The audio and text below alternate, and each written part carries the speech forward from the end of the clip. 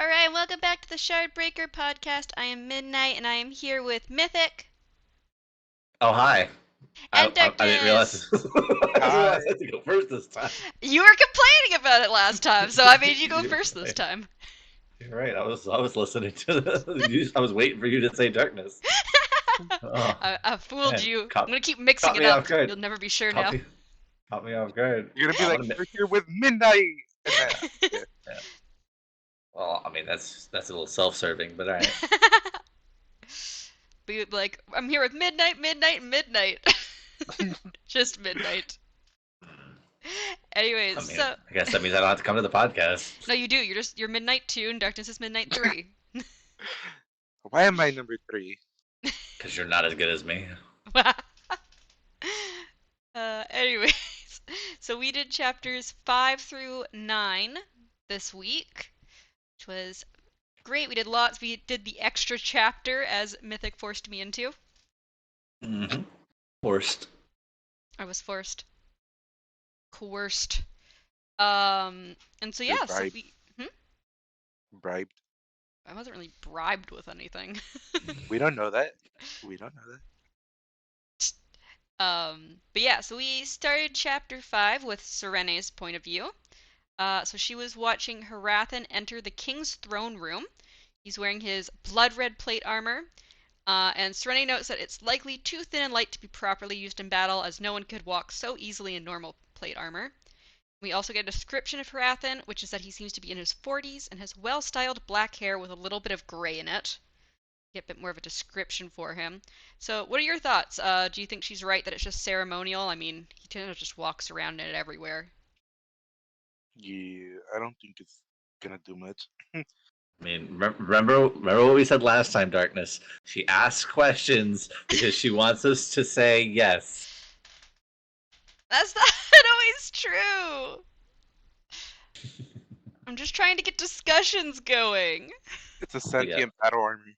but yes, I believe. Yeah, it's battle armor for sure. Oh my gosh. Okay. They're going to war, and then somebody's gonna have to break it. What if Midnight's like, it's made from paper mache in the end? I mean, it could be made from paper mache. It's actually made from bones. Made from the Oh, bones of all the Douladel people that they murdered. now you see, you might think she's saying this jokingly, Yeah, but but really, this is all 100% true. So Serene then notes that it is that it's important that a Gjorn is here, as there are only 20 of them total. So he's like top 20 dude. He's real important. Um, she then listens in as Harathan speaks to King Iadon. He states that Wyrn needs Erlon's people to convert, and that King Iadon converting would help push the rest of the people to do so as well. King Iadon, however, says that he follows Shu Korath, and that Shu Dareth and Shu, or yeah, follows Shu Korath, and that Shu Dareth and Shu Korath both follow the god of Shu Keseg, and that he doesn't care about squabbles between the two sects. He's like, they're basically the same religion. Fuck you. It's fine. Yeah, they are. So I you mean, know, Yeah. they are. I need to confess something real quick. Okay. Confess. Darkness is gonna. So this whole time, Mhm. I don't know what's going through my brain, but this whole time, I read the king's name with an L instead of an I. Like a lowercase L? Why would his name start with Yeah, a lowercase L? I don't know. Ladon? Yup, that's how I've been reading it. Iodine. Good job. Good job, Oh Darkness. no. You know, Brandon always says that there's no wrong way to pronounce his characters' names, but I feel like if you're getting a complete letter wrong, that is a wrong way to pronounce it. Um, Only it'll, darkness. it'll be fine. Oh my Whatever way darkness pronounces it is wrong. Got it. But so it's not. It's the right way. is it? Is it really? Yeah. Alright. You, So I guess King Ladon then says that Harathan and Fjordell are not as powerful as they once were, dismissing him easily. Harathan leaves, glancing briefly at Serene as he passes. Serene then notes quietly to Ash that Harathan is right, that Fjordell is much more powerful now. Serene then jokes that she doesn't need to bother with the incompetent and would-be nobleman, when she has a full Gjorn to match wits with. She then gets more serious and states that Harathan will convert the city out from under the king, and Teod's alliance with Erelon won't work if Erelon is under feudal control. She also says that this meeting was a test, and Harathan will be able to call Iadon a blasphemer to give reason to overthrow him now. So, what did you think about Harathan and Iadon's interaction? Well, I mean, that's what ignited what happens later. So I Yeah. figured, I figured stuff was gonna go hella wrong as soon as the king was like dismissive about him. Mm-hmm. Because I know damn well it's always those priests that are like from like those like weird ass religions that get dismissed or like Yeah, no. Like they seem I'm like surprised he's not from Pankal. yeah. I'm just like nah, never dismiss them so easily because yeah, they're gonna. It's always the quiet ones, you know. Hmm. I agree. Yeah. Iadon, Always I the mean, quiet ones. it's kind of stated later, but Iadon's not the most politically savvy person. I don't think he's the most anything person. He's So apparently a good businessman. He apparently did well, which is how he's ended up as king. Apparently. Apparently. Um, so yeah, Serenity then thinks that maybe she can get along with King Iadon just by them ignoring each other. But then he shows up behind her asking what is she doing in his court, as apparently women aren't allowed in there. Serenity tries to act dumb, saying she just wanted to look at the paintings and pretends to be on the I verge of love her acting tears. dumb. King Iadon just holds up his hand before going back to his ledgers. no, Her because acting on it is probably the only saving grace in these chapters. yeah, I was gonna say the like the thing that one thing that is like pushing her up on my favorite characters list is every time she acts stupid in front of everyone, and then she's like low key like a mastermind behind all of it. Yeah, she's just like, if they're gonna think I'm stupid, I'ma act stupid. That's how I'll get away with shit. I mean, My favorite. Oh, it definitely makes me notice what they were talking about earlier. With the I think it was their dad who was talking about Yeah. how she was gonna rule over or whatever these people. Yeah, he's like, don't take over too quickly. Yeah, I was like, yep, I can see it. Yep. So yeah, no, wait. because the next thing she does in that room, it reminds me so much of Siri. Oh my god, Yeah. The next time they I come can't back wait to the for room. Yeah. it. the Siri that we all wanted. Yeah, Serenity and Siri, I feel like they'd get along well. They should do a collab, you know? They should totally meet each other. She's the one listening to this podcast. Oh god, every S named female. Hmm. Is there an S named female in Mistborn? I don't think there is. More like just every sassy female, but sure. Okay. But yeah, so did you have any comments about the fact that women aren't even allowed in Iadon's throne room? No, because it's a sexist place. Yeah. Or maybe he's secretly gay. I mean, it honestly did not surprise me at all that that was going to be a issue Yep. of contention. Like Great. He's a great man, this guy. Her new father. her new father, I would say her father's a great man so far. Yeah, she has a great dad. Not so Wait until great I feel like that's going to father-in-law. change. I feel like that's going to change, but You don't have high hopes for dads after Warbreaker. and no, after my dad left me for milk. No. I'm just saying his dad is definitely gonna die. Yeah, I agree, Oh 100%. Yeah, no, I think he's they're all, dead. I think they're all going to die. You know what I'd be I'm laughing. hoping for? What? I'm That hoping they all he die. like he dies and he ends up like the fucking like his son. Oh, that becomes an God. Elantrian? Yeah. He just shows up and Brown is like, well, well, well. Look what we have here. You killed me, and now look at where you're at. Now you're on my I'm ruling turf. over. Yeah, I'm Oh yeah, ruling I over. for sure think he killed him by the way. Yeah, I do too. So yeah, so then a large muscular man in lots of silk calls out to her and wraps her in a tight bear hug. It takes Serene a moment, but she eventually recognizes him as her Uncle Kin, who she used to call Hunky K as a child when she couldn't pronounce his name properly. They apparently haven't seen each other in 10 years, and Serene is shocked to hear he has a wife, considering he used to be a sworn bachelor and a rascal. She is also shocked to hear that her father knew her uncle was here all this time. So yeah, what was your first Used to be. Hmm? This man still I said used to be. This man still seems like a rascal. Well, he used to be a sworn bachelor. Oh yeah, But yes, that maybe. what were your first impressions of Kin? I um he gave me like himbo. Yeah, kind of. Yeah, I can see So it. I was like, I kind of like him.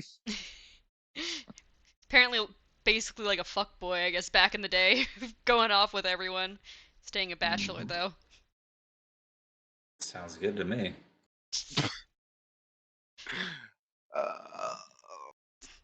uh, So then we skip briefly to Serene and Keen getting to Keen's home. We meet his wife, Daora, who is apparently extremely beautiful.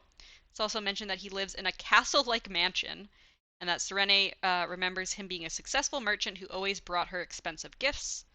And then we meet two of Kin's children, uh, Which are awesome. I love them. They're Kaise and hilarious. Daorn. We also okay, meet. Hmm? okay, so let me clarify. Mhm. Uh oh, The amount of children he another name. has, they're all mixed up in my head. Like Well, I he's got two. He's got two actual kids, which are Kaise and Daorn. Then he's got two stepsons, and then he's got one of his stepson's wife. well, Yeah. I associate that family with like eight different names. So Anyway, so there's Kaise and Daorn. Then we meet Kin's stepson Lukel, who looks a few years older than Serene, and his Fordish wife Jala, whom he went to university with and married just last month. Uh, and then they have a brief discussion about Serene's dead husband. Keen says he had been a good man. Kaise then insists they have dinner, and Keen goes to finish cooking, which Serene is surprised to learn he can cook. And then we learn about Keen's last child, Adian, who is technically also his stepson and Lukel's full brother. What did you say? No, he hiccuped. I Oh. hiccup. But like, but like, I think the last one and Lugo are like my favorites from that area. Sorry, the last one and what? Like, uh, the oldest one, I think. Lukel? Yeah, I don't remember which one that I liked the most, but it'll come up and then yeah. I hate one of them though. I really don't like one of Oh, you don't like one of them? I'm assuming I don't it's remember. Kaise you don't like. them.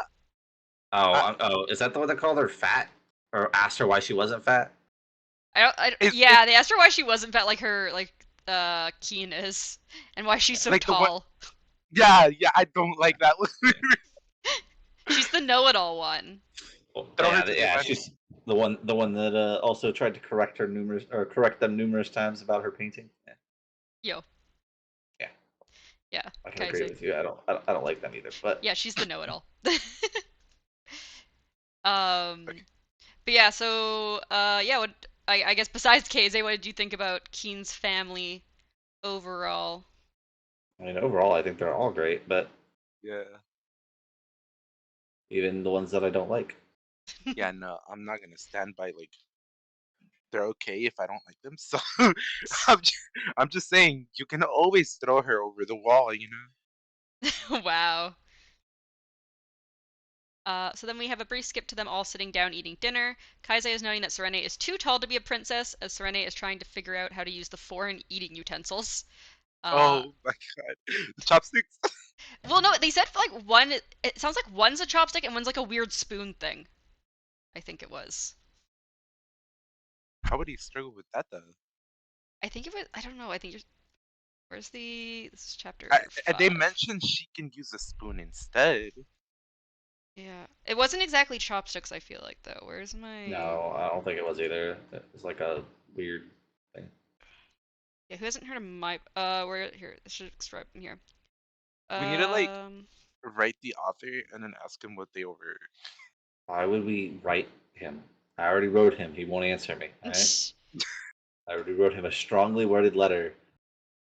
Okay, He so killed they off were. my favorite person. Yeah, so there's two of them. One with a sharp pointed end and the other with a flat shoveled end. So they're like chopsticks, but one is sharp and pointy at the end, and one has like a little like tiny spoon on the end of it.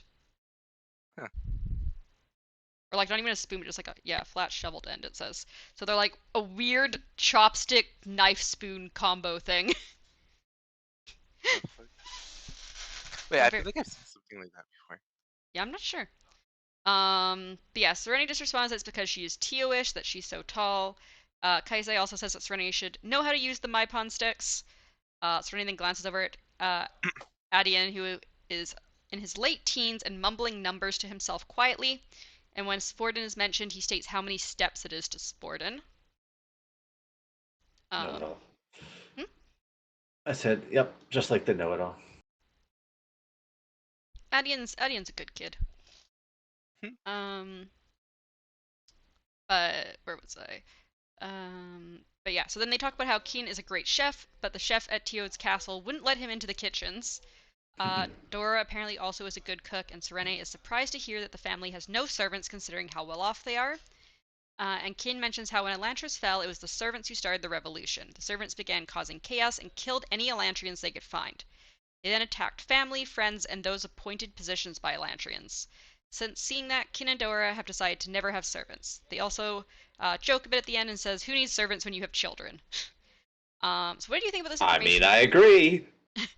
What did you think about the information regarding the servants rising up and like killing all the Elantrians and then also like all the family and friends of Elantrians? Are we sure we're not reading Warbreaker again with the Fon Call?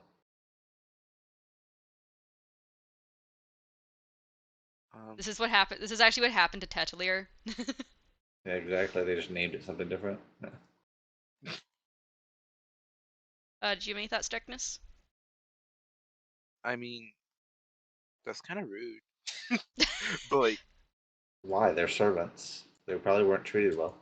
I think it says later on that like generally they were treated pretty well. Ah, no one's treated well when they're a servant. well, that's not technically true, but yeah, Really? What servants have you ever heard of that were treated well? there's people that like doing their jobs. Yeah, but they're not servants. They're not slaves; they're servants. Yeah, It's different. like I consider like servants to be like maids and nannies Yeah, and butlers, or like like butlers. Yeah, exactly. And how many of drivers. them? And how many of them do you know that I'm sure have there's not people who treat those people risen well. up? Rise up, my Oh brothers. gosh. Clearly, you haven't seen Batman. No, First off, Alfred. If you're talking about Alfred, Alfred hates Batman with a burning passion. Don't think that's true. I was like, you He's said it so confidently that I started hesitating. I know, right? He's trying to get Batman killed constantly. Well, Batman got killed, so you know it's funny because Alfred outlived Batman, and I'm just like, oh, Yep, exactly. And then that dude is and then ancient. and then he gave up his identity to Lois Lane. Uh, anyways, off the Batman tangent. Um, so Kaise then calls herself a princess, and Luco says that since their father isn't a king, they would only potentially be barons or counts. Serene, however, notes that her uncle briefly mentions he may not have a title anymore, and Serene wonders what it is she doesn't know. So, do you have any theories on why Keen might no longer have a title? It's Hunky, not Uncle, Uh-huh. but like,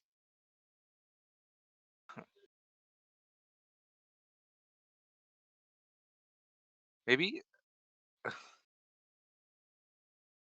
m- maybe he was just like exiled instead of like you know just left on his own accord. Mm. He was exiled. That's the right word, right? Yeah, that'd be Yeah. banished, exiled, pretty much the same. That sort of Yes. Yeah. Oh, wording is see, correct. she confirmed he was banished. See, I'm not confirming things. She said, yeah, he was banished. She confirmed things. No, See, I'm just saying yes, you used the right wording for what you were trying to describe. Listeners, get in the comments. Tell us if she's been giving us hints. Oh my gosh. You can email us if you have comments about our podcast. Feel free. It's in the description of the podcast. I would like you to write the comments and never send them. um, so Ash then arrives, Serene apparently having sent him out previously to follow Bjorn Hrathen. Keen's children are surprised to see she has a Seon, and Serene mentions how he has served her family for 2 centuries, and that her mother passed Ash to her when she was born. She also notes that she would have passed Ash to a child or grandchild of hers, however, having either of these is seemingly less likely now. So what do you think about how Seons are passed on to people? I think there's more to it, definitely, but Well, I'm curious. it kind of makes me curious for the reason that like they've stated already that They're the ash. They're little orbs, right? That's what the orbs were called. They're Well, melon-sized balls of light. Yeah. Okay. Little orbs. Um, but that when they lose their person or whatever, they go insane. So how Well, could it you says give specifically that power? when their master gets hit by the Ryode. And I'm assuming, like, we don't know if that is the same thing happens if their master dies or not. Like, maybe that's why you pass them on before you're, like, anywhere near death, maybe. But we don't really have any information. well, to be fair, we do know that they passed it on, so it was definitely alive. Like the person was definitely Hmm. Hmm. alive before they passed it on. Yeah. Um, so maybe that's why they didn't go crazy. But Yeah, we don't know. All we know is that if they get hit by the Ryode, that, or the Shout, Which is sorry. what killed, which Yeah. which kills them. So you know, Yeah.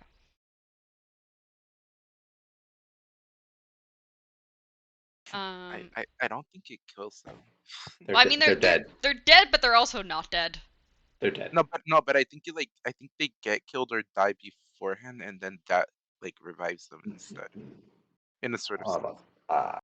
I don't know about that. No, I that's think my you're. I theory. think. So. Yeah, I know. I know. I think you're thinking more of though. It's like being Returned. returned.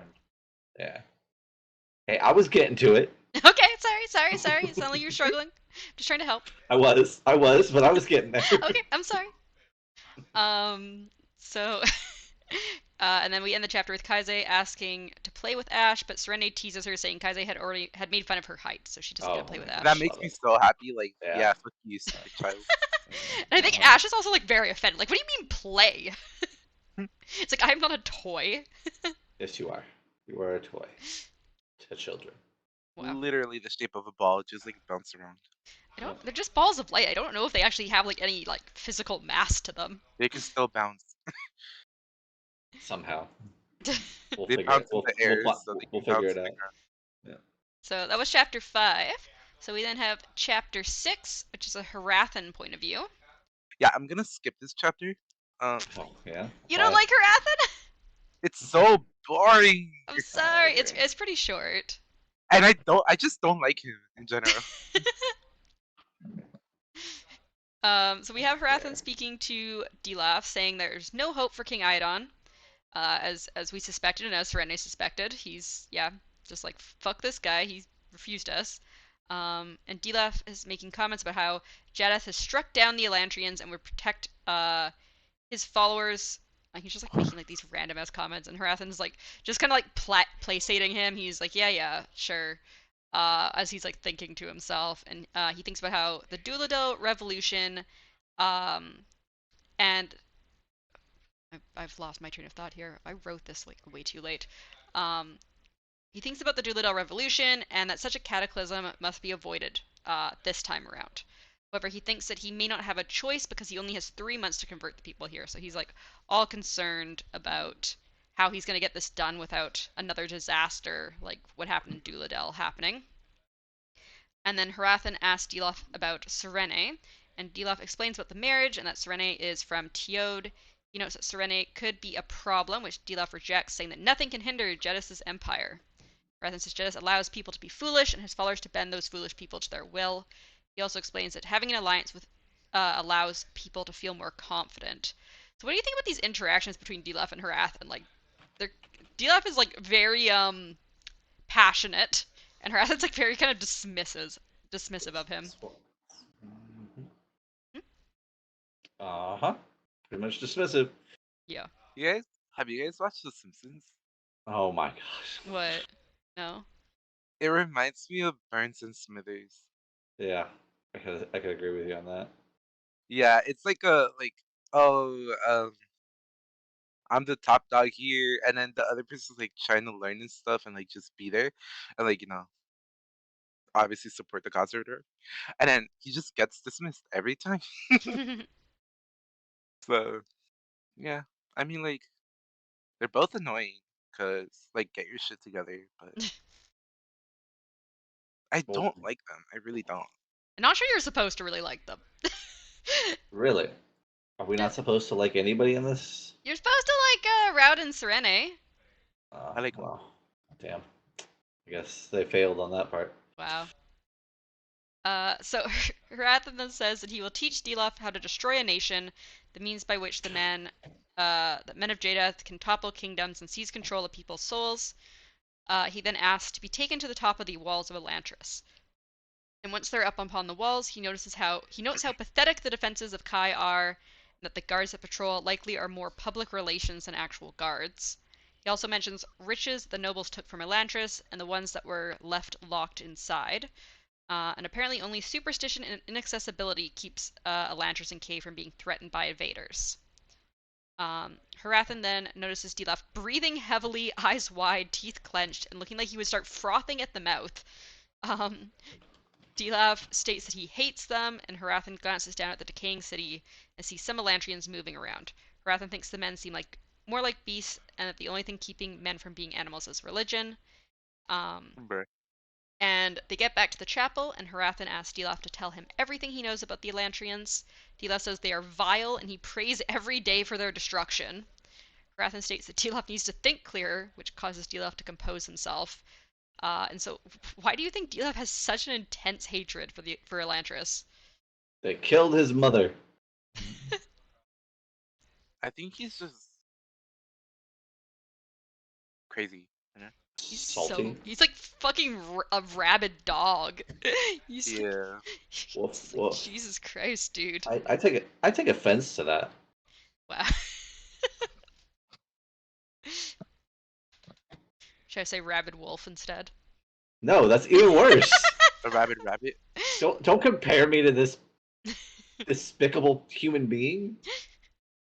You don't like D-Lav? You don't want to be D-Lav?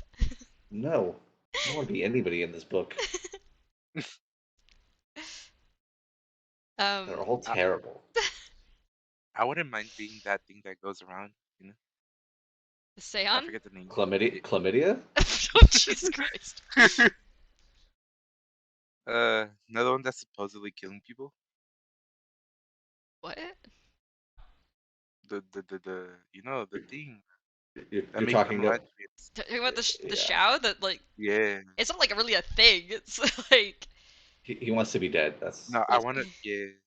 okay. So he Dilaf wants then to die. Jesus Christ. Um, Dilaf then says Atlantis was kept clean by slaves and their powers were a cleverly crafted hoax. He says after the Rio, there was chaos until the Mercians seized power. Most of the Elantrians at this point were dead, and a few remaining being locked in the city. Dilaf says he hates the Elantrians because they are unholy and they lied to his people. He did not believe in them, though, because he had converted to Shudrath before their fall. Do you think it's true that the Elantrians didn't have real magic? He says it was all a hoax. No, I think whatever caused them to be whatever, like outcasts, kind of made it so that they don't have they can't use their magic anymore. Yeah, Delos thinks their Whatever, magic was all whatever. just like fake. He's just very, very anti-Elantrian. I'm curious if they're actually gonna put like genuine like entities like divine entities in this book. Hmm. Because Other they than, teased oh, the idea in you mean, Warbreaker. So, yeah, like Astra. You're talking about? yeah. Do you Whether wonder if they're like gonna actually. Domi or something, or Jadeth is gonna show up? I don't know. You tell me. I don't know. You read the book. I don't know. You hear how she says it? You hear how she says it? I don't know. I don't know. No. We'll have to find out. Could happen. She's like, if only he knew. I don't know. I don't know. If only he. So Harathana says the Elantrians weren't normal people, and they were instead I don't know. This word is so hard to pronounce. Spharkis, the souls of dead men who hated Jadeth and control the bodies of the evil. Harathana What was notices that again? the Spharakis. What? Spharakis. Okay, that sounded more likely. He notices a light in Dilaf's eyes that makes it seem like Dilaf had considered this before.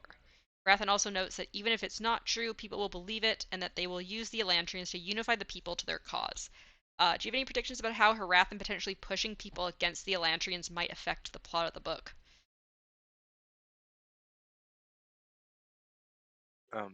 Uprising. Yeah. Everybody dies. Woo! It's gonna be Pancall all over again. No, at least Pancala is actually interesting. Wow. All right. Is that it? All right. We'll move on to chapter 7.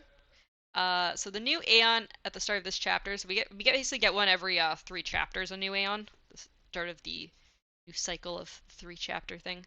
And this Aeon is Shao, meaning transform and change. And so then we have Rowden's point of view as he practices drawing Aeon Ash, the symbol for light. It's noted that every Aeon starts with the same 2 lines and a single dot.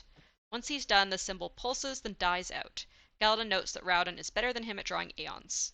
Rowden thinks about how he's been practicing the Aeons non-stop since Galadon showed him the day before, and that all of them have died out after pulsing slightly. Were you disappointed that the magic didn't work, or did you expect this? I expected it. Yeah. Yeah.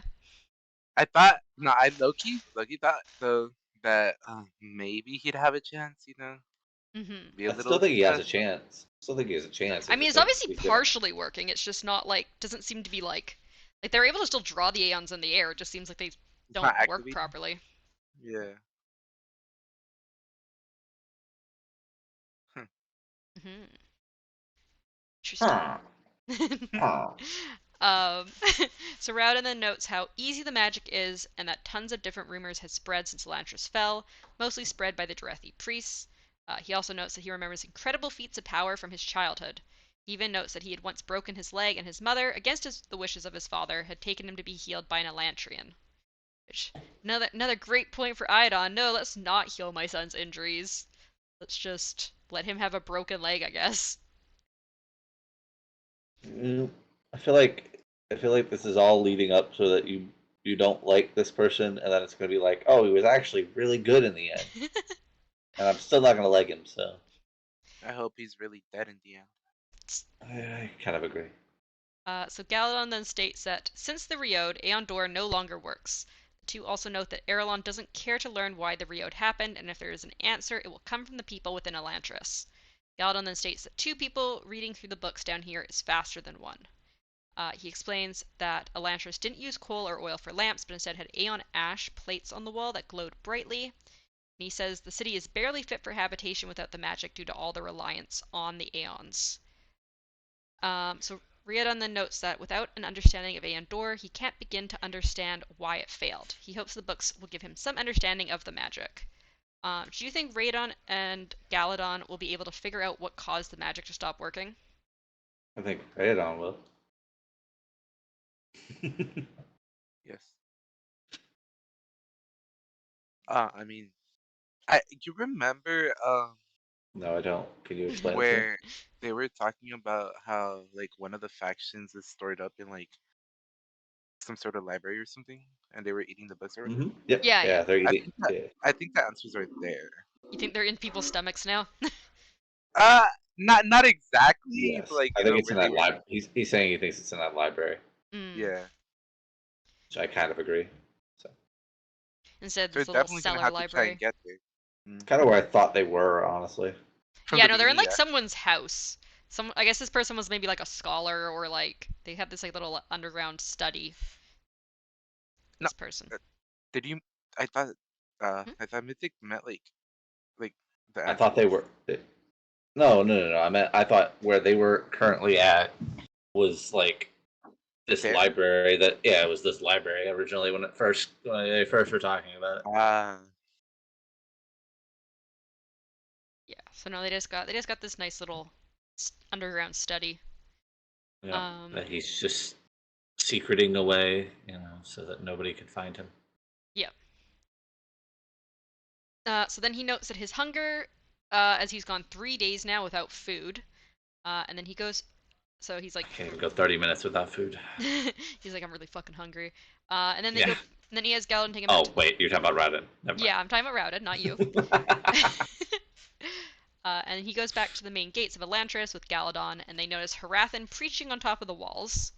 Galadon notes that they've hated Arelon even before the Riode, not just because of Elantris, but also because they couldn't get through the mountains to invade in the past. And then they wait there until a newcomer enters Elantris, a man in his late 40s with a gaunt face and nervous eyes. Rowden waits to see which way the guy will go, and he unfortunately begins to go the way Rowden had the other. His first. I can't speak, dude. Not very good for a I- podcast if I'm you can't speak. sorry. You started doing that, and I zoned out. I'm so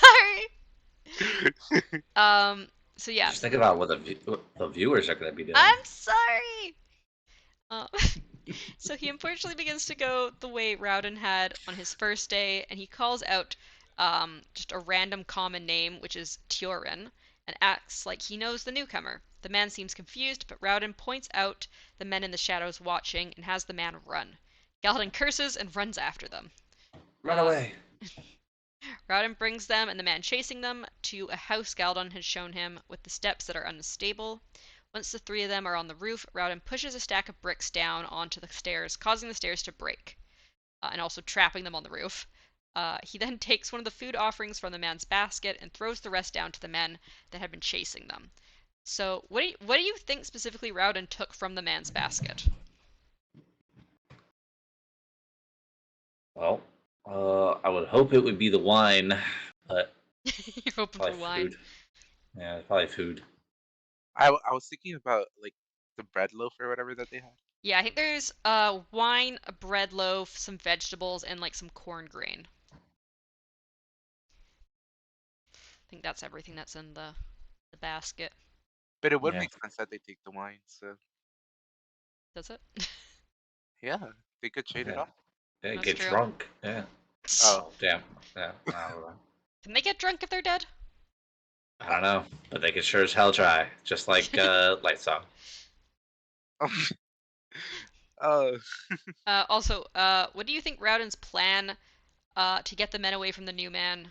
What do you think of it? Was it a good plan wait, to push the bricks down wait. the stairs? What if the intoxication doesn't go away? Oh no, you're Oh, drunk even forever. better. Even better. You're drunk forever. Oh no. Oh, I would love it. But like, yeah, I thought that was pretty cool. I mean, like, I don't know, he got the like time to figure that out, but you know, Don't know. I mean, it's been like a it day seems since like he got here. yeah, and it seems like he has to like he had it all like planned out, like you know, but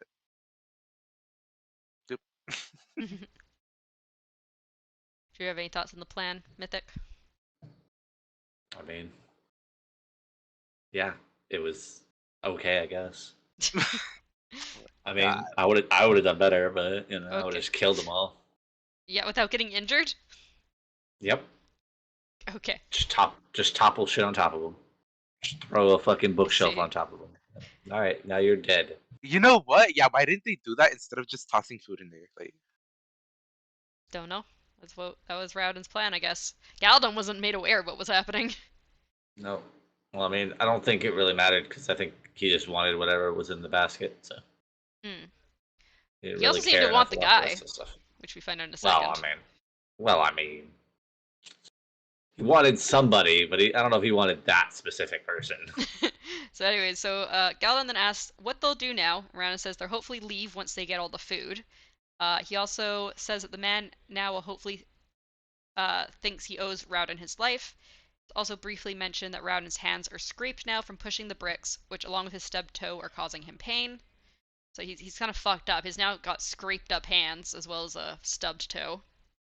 I mean, he was already fucked up, so So even before he died.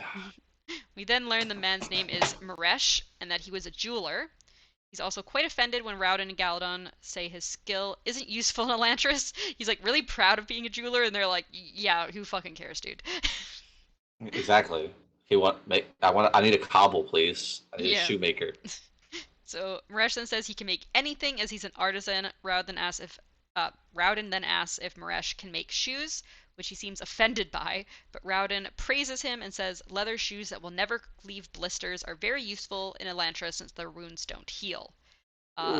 So do you think it's just that simple, or why do you think Rowden wants a man who can make shoes so badly? I think he can trade it off. I think just trading off stuff in general in this place is gonna like It's gonna create a whole heavily. bartering system. It's more of like manipulating the mass like population there, Mm. Yeah. and Yeah. like, Capitalism. Manipulating the masses. Yeah. gaining power there. You know. Like, if you don't do this, you don't get shoes. But if you do, you know.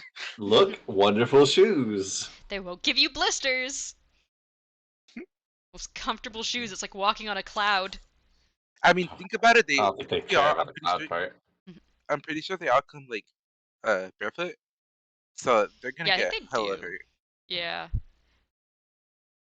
And how do you avoid that? Shoes. So, Get some good anti-slip shoe soles.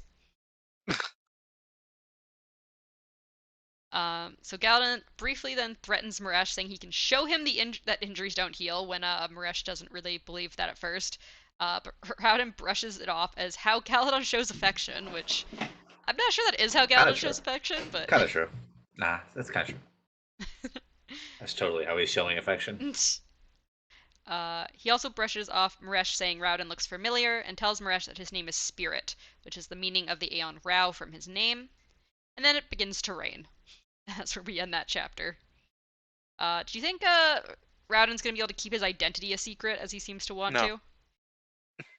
absolutely not. I mean, yeah, until his wife finds out that he's in there, then I don't know if it'd I work feel out so like well. I feel like they're gonna try and go to that one place, right? The library, Mm. and like one of the bosses or whatever, like the leaders of the Mm-hmm. factions or whatever, is gonna recognize them, Well, the one and that's gonna guy be cool. that's the leader of the university is claiming to be a nobleman. So yeah, most likely, right? So I mean, if he's telling the he truth, better recognize him. yeah. So if he's telling the truth, he's one of the most likely ones to recognize Raoden. Cool. And so yeah, so then we go into chapter 8, which was quite a long chapter, which is Serene's point of view.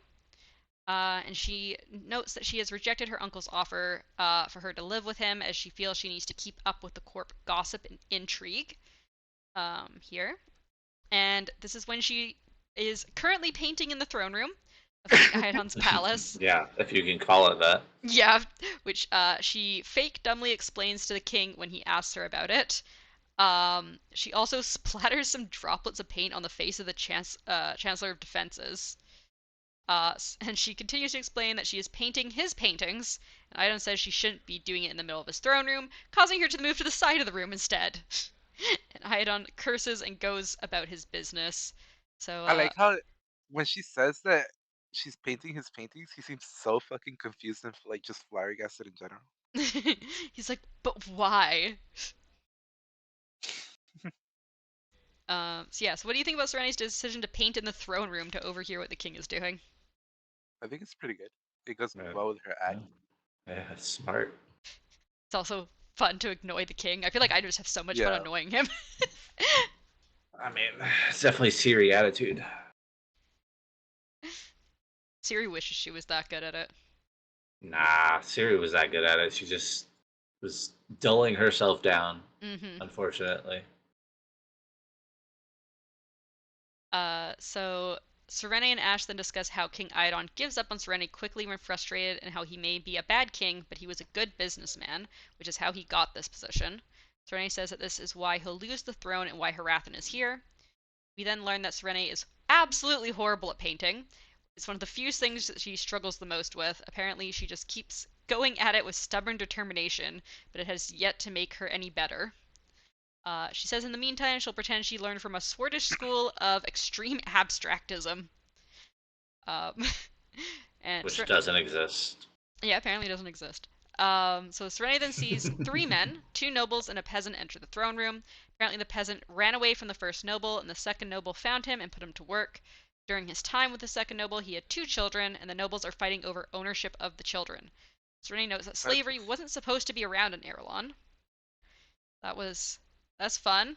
They're just yeah, we want the kids for future servants. Do Sounds you have any about thoughts right. on that? Oh, that's exactly how you should be, right? Yeah, obviously.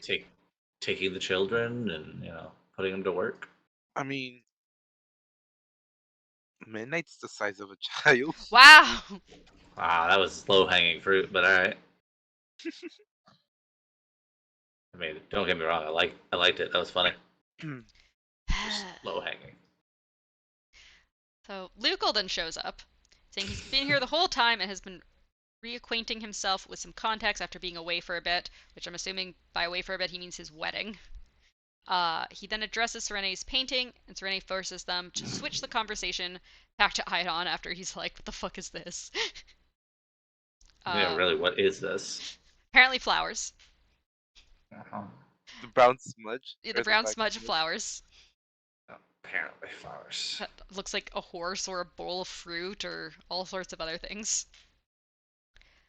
Lucal explains that slavery is illegal, but he doesn't think it will be for long. Apparently, the families that used to own their own land are now indentured servants, and it won't be much longer before they're just property. Serene is not happy to hear the fact that society is moving backwards here instead of progressing. And apparently, the first thing Iodon did was remove individual land rights, making all land in control of the crown, except for that of men who had too much land and money for him to want to mess with. Luco then explains how Iodon became king. The merchants were unhappy with Elantris providing everything to the people and ended up trading luxury goods only and forcing the Elantrians to just give basic needs because they're like, here, just have free shit or for really cheap. Yeah. The merchants weren't happy about that. Capitalism has to be there, you know. Yup. If they don't have capitalism, they can't brainwash the masses. Can't be rich and wealthy if they can't sell these goods at really exorbitant prices. And brainwash the masses. But yeah, so when the Riode happened, as the people most against the Elantrians, people ended up looking to them, and Iodon had been the head of the Merchants Guild, which is how he became king. And then we go back to hearing King Iodon give his decision about the children of this servant. And King Iodon says the man should go back with the first noble, but the children would stay with the second noble who had been feeding them. And Serene notices hatred in the man's gaze and notes that as these people had been raised knowing better times, they were more likely to revolt than the past slaves and servants. So yeah, were you surprised by Iodon's decision at all? Not Did you at get the all. personality? Nope, not at all. Do you think a servant revolt will be Yes. in this book? Yeah. Yes, I hope so. It was already there once. You know what they say about history repeating itself. No, what do they say? I forgot. So we then learn that Rowden had been Lucal's best friend. Lucal says Rowden could make anyone's day better and that he was brilliant. Apparently Rowden also did not like the plantations and would voice his opinions, and King Iodon wasn't happy with this and did everything short of banishing Rowden to try and keep him silent. And now he's killed him. Yep. He went farther. He just was like, fuck this See, guy. she confirmed it. She confirmed it, everybody. Well, I mean, he sent him into Elantris. He killed him. But he was already Yep. dead there. Yep, nope, he killed him. So technically, yes. He got killed. Okay. Luca also explains that Keen does not have a title here and that Iodon had tried to give him one because his whole system is based on wealthy people having titles, but Keen not having a title is a way to undermine Iodon. Apparently Keen would come by often to throw this in Iodon's face, often playing a game with Rowden in his throne room. What are your thoughts on Keen not taking a title? I mean, probably because he doesn't need one.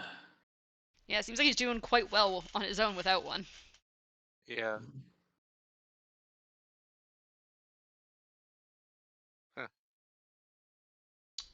So they then talk about who would be next to inherit since Rowden is dead. Lucal says that Eshin is still young enough to have children, so they'll probably try for another son.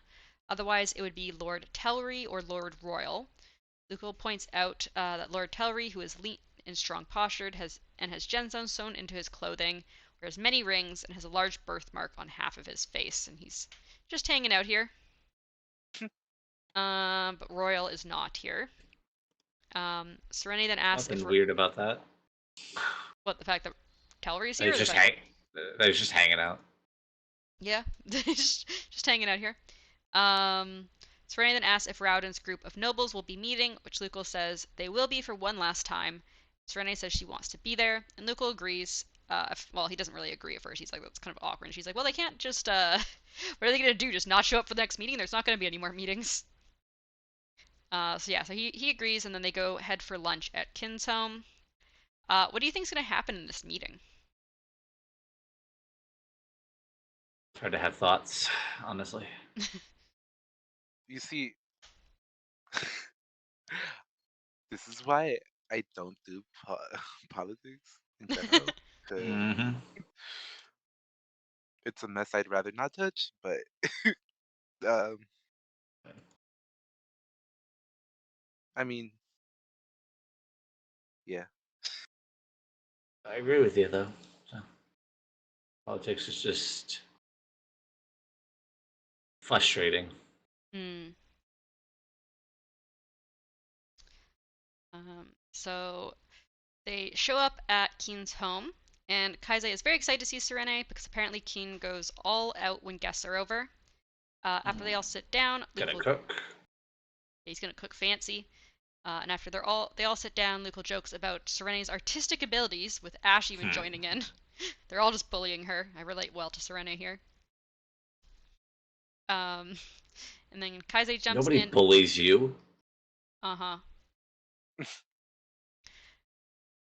Kaizai then jumps in about the different types of art schools, which Down says she is wrong about.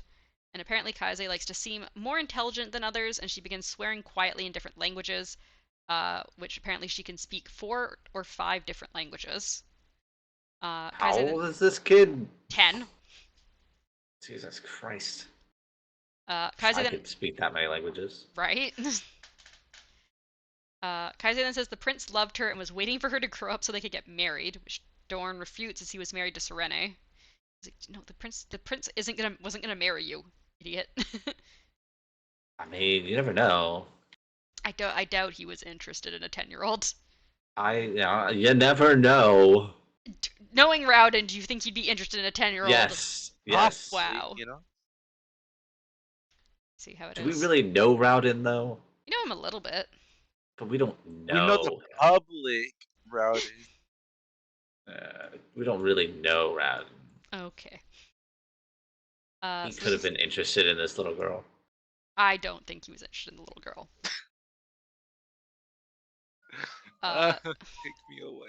so the talk of Rowden causes Serene to Take grow me sad. away, my Oh. secret place. She grows sad and reflects on their conversation through letters and Seon. Serene also thinks of the fact that her father had been hesitant about the marriage, but Serene convinced him as it was a good alliance for them. Why do you think Serene's father didn't want her to do a political marriage? Because it's political. I mean, she And says no guys were politics interested in her sucks. anyways. Politics, I mean, I'm sure there are plenty of men that would be interested in her, but, I mean, she doesn't want them. I don't know. She says she was having a real hard time finding guys back in Teod, which is why she was all for the political marriage. Probably because Teod is a chode. Wow.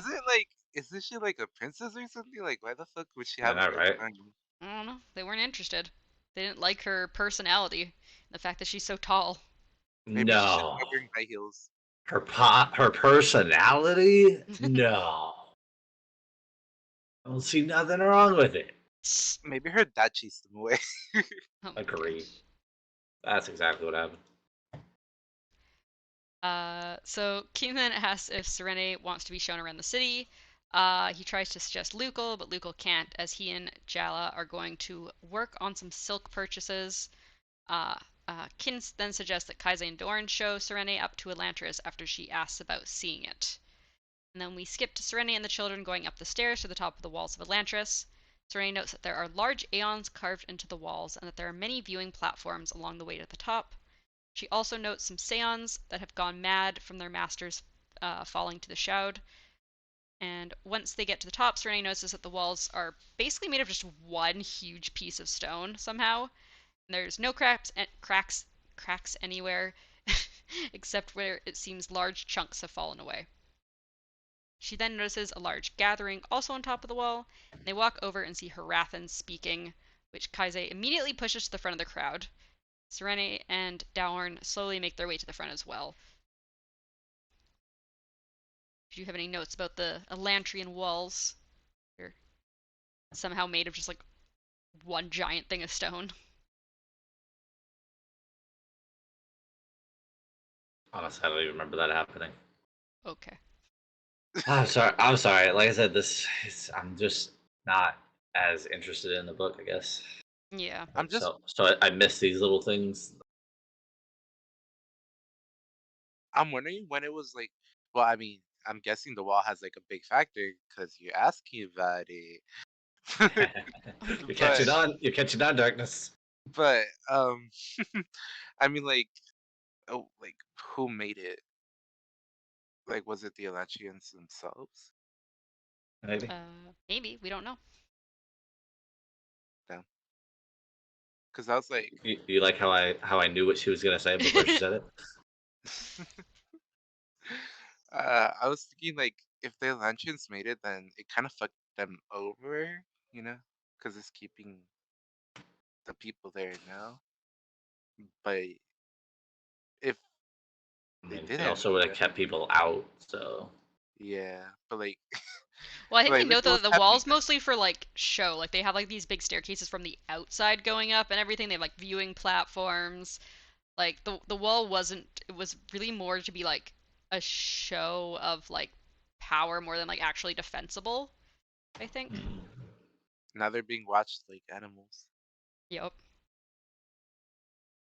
which is what that one dude said. You know. Uh, Um, so Harathan, we then hear Harathan preaching to the crowd, saying the Elantrians are just animals, as Doctor just said, who give in to their lusts and thus far below men in the eyes of Jadeth. And Serenity decides to cut in and fuck up this guy's preaching, and she's does her stupid act and asks why animals are below men in the eyes of Mr. Jadeth, which Harathan is not fond of her calling Jadeth Mr. Jadeth. And Harathan responds that it's because animals can only give in to their lusts, and Serenity then goes back with the fact that arrogance and ambition are giving in to one's own lusts, which is apparently a theological debate within the religion, and can easily make Harathan look stupid to the crowd when he stumbles for an answer. But Harathan eventually makes the mistake of saying only Wyrn can serve Jadeth, which under normal circumstances which under normal circumstances, Serenity notes, she wouldn't be able to push on this point, but to people who don't know the religion well, she makes this seem confusing and eventually ends the argument saying that the religion is too difficult for common people to understand.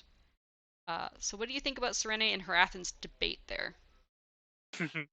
I like her. I like the fact that it was making that other dude annoyed.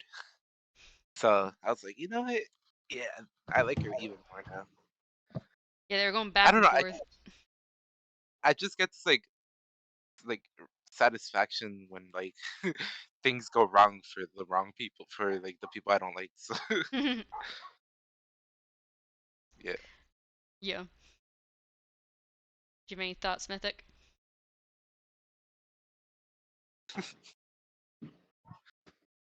Uh, I can imagine that dude being like this bitch. Do Myth- Yes. you Do have you any have any thoughts about thoughts? the debate? I'm sorry. You say that again. Did you have any thoughts about the debate between Serenity and Harathan? Aside from the fact that I think Serene won, Yeah. that's not all I have of the debate. All right. Well, she just made herself an even bigger target. So Yeah. She's a pretty big target as it is. So yeah, but now even more when she's I like mean, publicly standing up um, to him. So yeah, I mean, even with the Midnight, stupid act, Midnight, Midnight wouldn't know anything about it because she's not tall. So Wow. I see how it is. everybody would just assume she was still sitting if she stood up to anybody. Great. Uh, so the crowd then disperses, and Harathan gives a nod to Serene, approving of her well-won battle. Harathan says she's playing a dangerous game, and until the next round before he and Dilef leave. Serene notes a hatred in Dilef's eyes and thinks he would happily throw her off the wall. Were you surprised that Harathan seemed to respect Serene's win in the debate?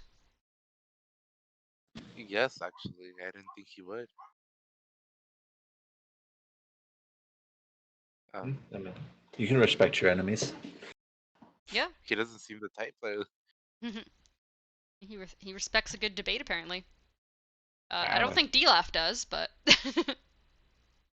Like he's like slobbering and like drooling and like frothing at the mouth in the corner. It's just like, let Uh, me at him. I'll get her next time. oh, jeez.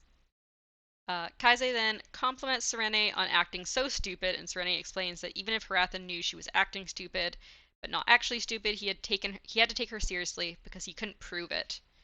And Doran also mentions that Kian thinks that Harathan is here to convert them all, and that due to some food shortages, he might be able to convert people more easily, as they'll more easily be able to want to change to people who promise change. So Serene then notes that the people down in Elantris, and Kaise explains that they're dead and don't need to eat and don't age. But Serene doesn't believe. She also notices two less sad-looking people on a rooftop. As Serene focuses on them, she almost loses her balance, and Kaise makes a comment that someone so tall should be better with heights. And so obviously she's seen Not wrong. Galadon and Raoden as they're waiting for Maresh there. She knows. She knows what Rowden looks like, right? I don't know if she'd be able to see from that far away, first of all. But she knows what Rowden looks like, right? She knows, I think, generally what his face looks like because they have the little, like, FaceTime calls through Seance. I don't know how different you would look through a Seance versus in real life, though. Hopefully, I mean, it would probably be like our phones. I would assume. I was thinking more like Iris messages, but yeah. I don't know if you know what that is. I always imagine it as, like, those, like, sci-fi show, like, blue hologram type thing. Oh, Yeah. really? That's how I always imagine it, yeah. It's like a hologram ball of their face and it's like all one color. Hmm. I don't know. That's how I always imagine it, but I don't know if that's what it's meant to look like. But considering they're just like balls of light, that's what I always assumed. So we then switch to our final chapter, a Harathan point of view. He notes that Dilaf seems extra hateful after being up on Elantris' walls. Harathan thinks about his debate with Serene, saying she is magnificent. He internally thinks about how Teod had banned any Derethi preaching 50 years ago after a misunderstanding, and he didn't know of a single Teoish member of the religion. Harathan also thinks about how he had gotten so practiced with preaching and manipulating that it was easy to him. He was invigorated to meet someone who could foil one of his sermons. Duladel had apparently been too easy to preach to, as the people were quite open to new ideas. And he again mentions he is impressed, to which Dilaf responds that she is one of the race that Lord Jaddeth hates. Harathan responds that Jaddeth only hates those who hate him, and that most people in Teod have never even heard anything about Jaddeth. Dilaf, however, says that they will be destroyed, and that Jaddeth will come when every living soul is converted, but that means that they can destroy those who don't believe. This bothers Harathan, and he thinks that he must succeed so that the entire blood of a kingdom wasn't on his hands. So why do you think Dilaf hates Erelon so much? Or Erelon and Teod, sorry, so much. Hmm. He's like a just kill them all type mentality. I think he's just like how do I say it? He's Crazy. not like Yeah, he's like not all there mentally. So I agree. I think he's a little off his rocker for sure. Yeah, he's pretty fucked up seeming. Especially since he's like apparently from Erelon originally. Yeah, they must have exiled them or something for good reason. You wanted to say something, Darkness? I almost forgot. I mean, Almost. if you're that crazy, you don't really need a reason Hmm, to do any of the stuff he's thinking. So I see. yeah, I think he's just like hopping on any opportunity to like ruin everyone, especially if they don't believe. So So, Sounds a lot like religion in real life. yep. so we then skip to a meeting between Harathan and some of the lords, which Harathan is happy to see that they still showed up. Iden Lord Iden says that the only thing that came of the meeting on the walls was confusion, but Harathan refutes this by calling Serene simple and asking if he was as confused as someone like that. Harathan then sits down as he finds it more intimidating than towering over people, and the nobles soon sit down as well. He also notes I that mean, he's Duke. not wrong. Yeah. He's like, I don't need to tower over people to intimidate Yeah, them. to be if somebody's comfortable in an area, I mean, it does exude confidence. So Mm-hmm. You just lean back, all casual. Casual but assertive. So he also notes that Duke Tellery is here, so that's the guy that we met earlier with the big birthmark and all the fancy jewelry.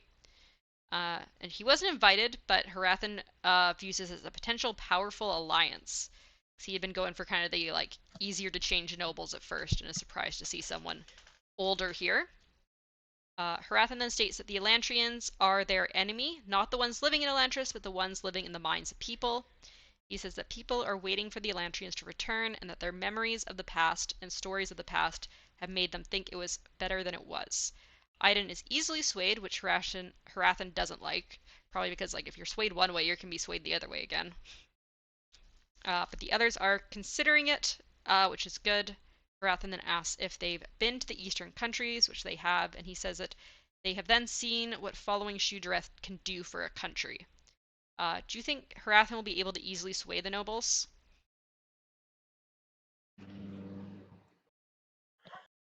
I I think mean, the noble. if Personally, I think the nobles are gonna be more naive than the common people, and I mean, the fact that they say they bring up that uh the religion is like harder to grasp for common people. Mm-hmm. Yeah. Yeah, and I mean they do go into I think just after this that like the nobles are more in it for like the connections more than the actual like religion itself. Hmm. What did you think, Mythic? yeah, I mean, I agree with Darkness. That's a I lot think of agreeing with me that you've been doing. oh yeah. Oh, well, I mean, but you're right. You're right. I guess. Always. Not, I don't know about that, but sure.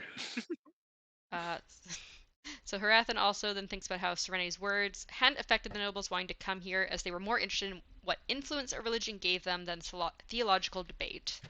A young noble named Ramir then asks what rewards they will get for converting. Harathan just states that Jadis has influence everywhere, and the people don't suffer rulers who don't believe as they do.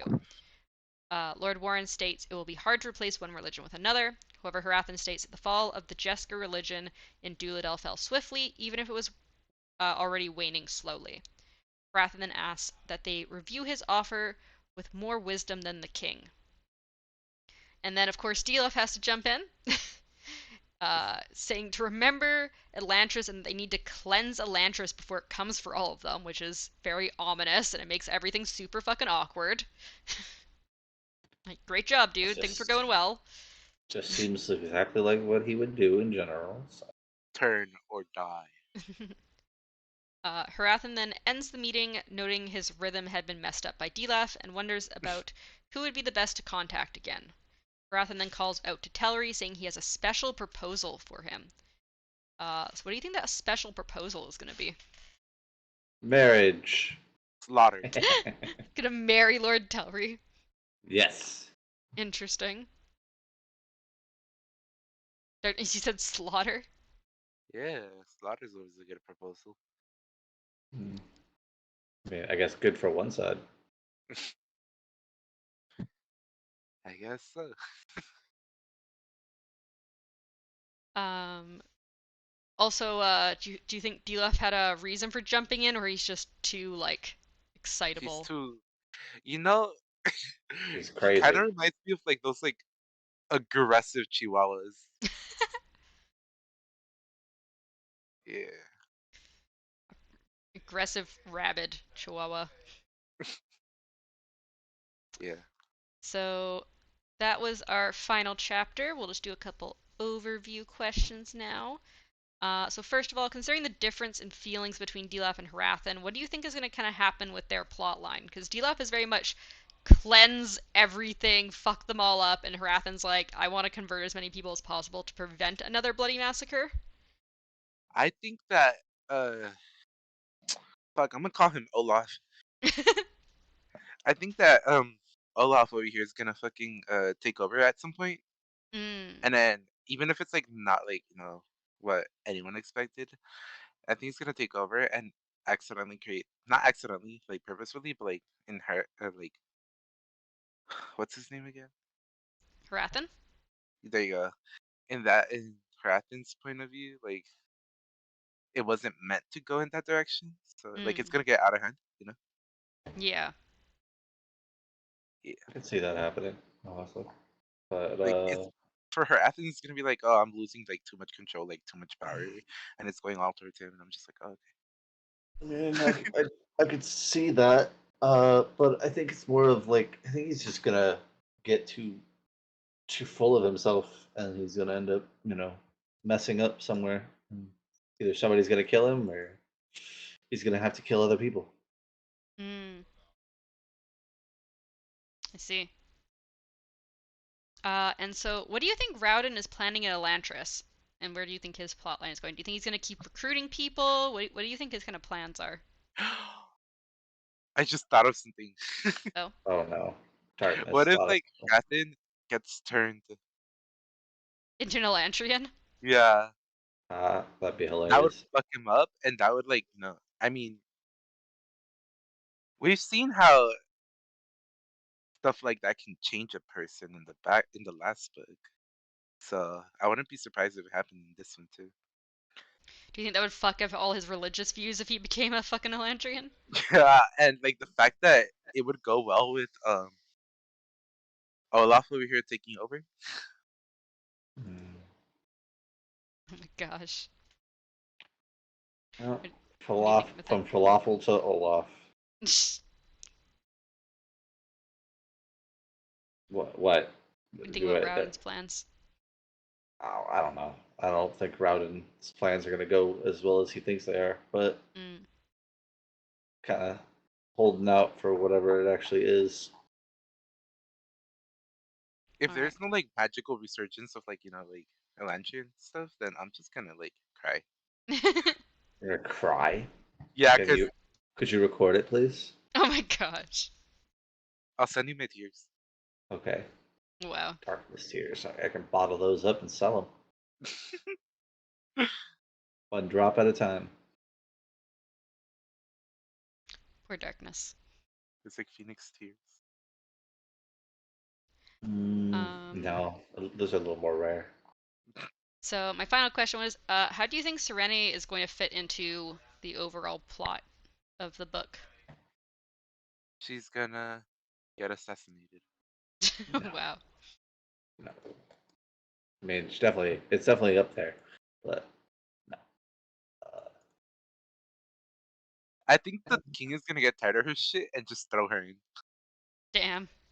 He's gonna Yeah, throw her in kill as her well. too. Kill her too. Yeah. Yeah. Every time someone new shows up, he just throws them in. I mean, I'm not that surprised. Like, he probably got tired of his son always fucking around, like, with his, like, laws and shit. So maybe he's just like, you know what? Fuck this guy. And then, yeah. Yeah. Well, that is it for this episode. Oh my Unless you guys, god, it feels like it's gone forever. I'm sorry. I I'm really hope you kidding. you get a bit more into it as we get farther into the book. I hope so too. So for next episode, we're doing chapters 10 through 13. 10 through 13. Yeah, 10 through 13. What? Okay. That's What do you mean what? Is that only four? That's 4 Yep. chapters. It's only 4. I told you she wasn't gonna stick to it. But no, it should be. I edited all of them. It I should still be told 60 you she pages. isn't gonna stick to 5 chapters, Darkness. It's not based on chapter. It's based on page It's amount. based on It's chapters, Oh, based on page numbers. but I don't see pages. I'm looking up where the fucking page.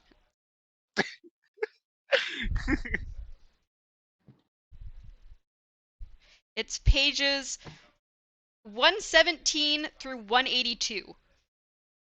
Hmm. Okay? That's still No, over 60 pages. We were doing 50 last book. We're doing 60-ish now.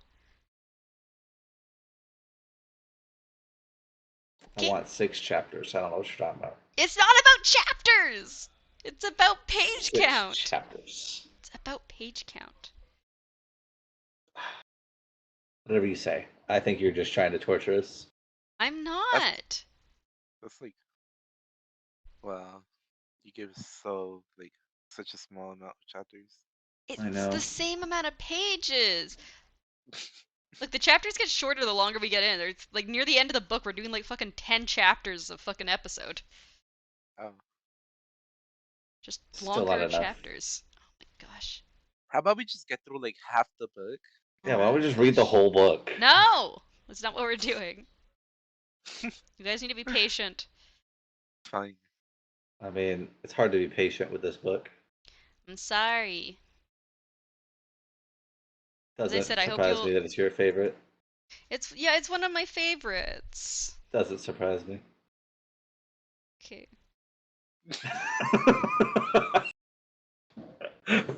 This is so much more fun than reading this book. Oh my gosh. Alright, well, thank you guys all so much for listening. We really appreciate it. I hope you're enjoying this more than Mythic is. And we'll talk to you guys all next time. Bye. Bye. You say bye, darkness? Nope. Goodbye.